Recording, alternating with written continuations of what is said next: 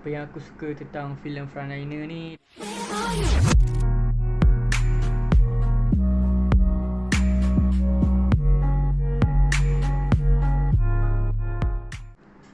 hello, Assalamualaikum guys. Welcome back to my channel, Kamal Daniel.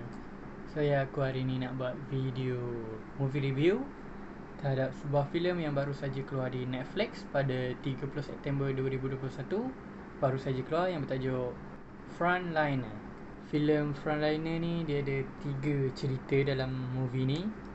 Cerita yang pertama adalah suami isteri yang terpaksa duduk berasingan disebabkan isterinya sedang mengandung.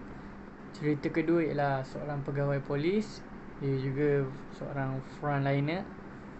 Pada masa yang sama, isterinya pula ada penyakit, dia ada seorang anak lelaki.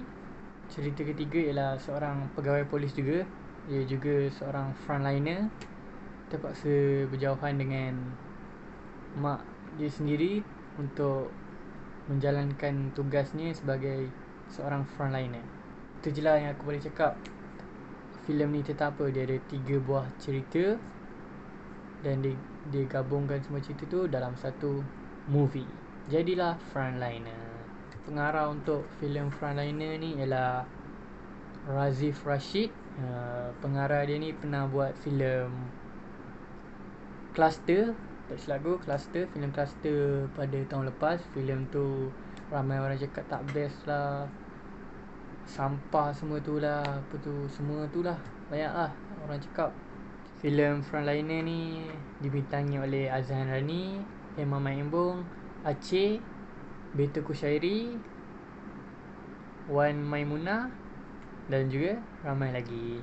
Yang cerita pertama yang aku cakap tu, yang suami isteri terpaksa berjauhan tu, adalah pelakon Azhan Rani. Dia seorang doktor dalam filem ni dan isteri dia tengah syarat mengandung, Emma Maembong isteri dia. Dan cerita kedua iaitu seorang pegawai polis dan dia juga seorang frontliner. Pada masa yang sama, isteri dia mengalami penyakit, ada satu penyakit ni, lepas tu dia ada seorang anak lelaki. Yang tu cerita Beto Kushairi dan juga Farah Ahmad.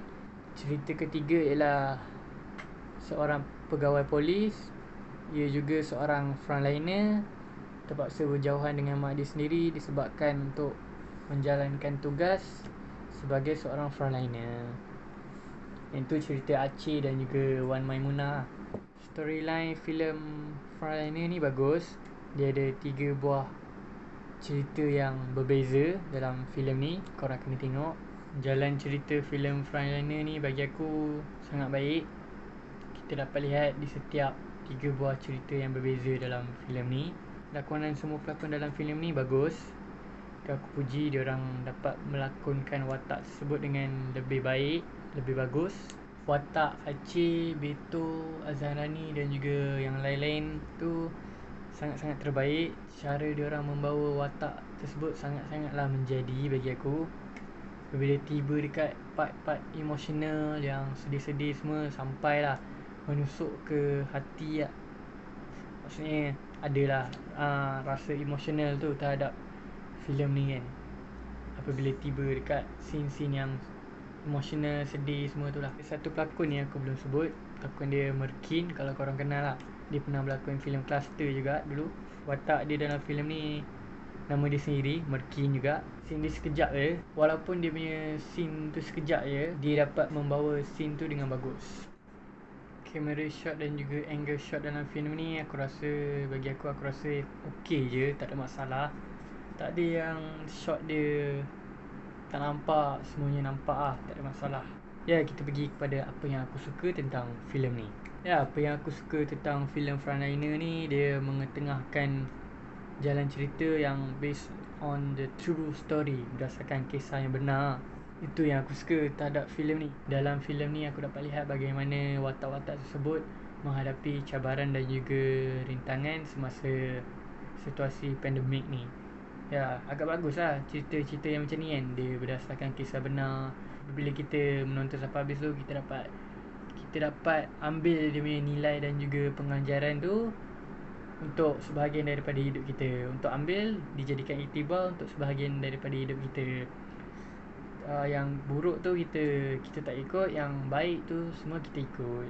Ya bagus lah cerita-cerita macam ni. Dari filem-filem tempatan yang mengarut selama ni yang aku tonton, yang mengarut semua tu, baik korang tengok filem ni dekat Netflix.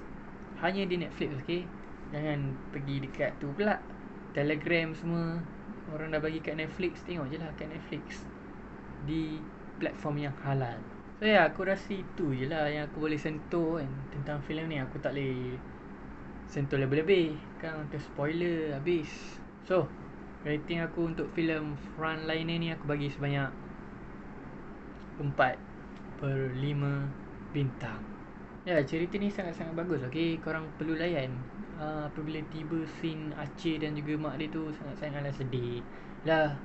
Anak berjauhan dengan mak kan. Dia Aceh tu bekerja sebagai pegawai polis dan dia juga frontliner. Nampaklah sedih, scene-scene sedih. Nampaklah kesedihan mak kan apabila tak dapat berjumpa dengan anak apabila anak tengah menjalankan tugas. So korang kena layan filem ni.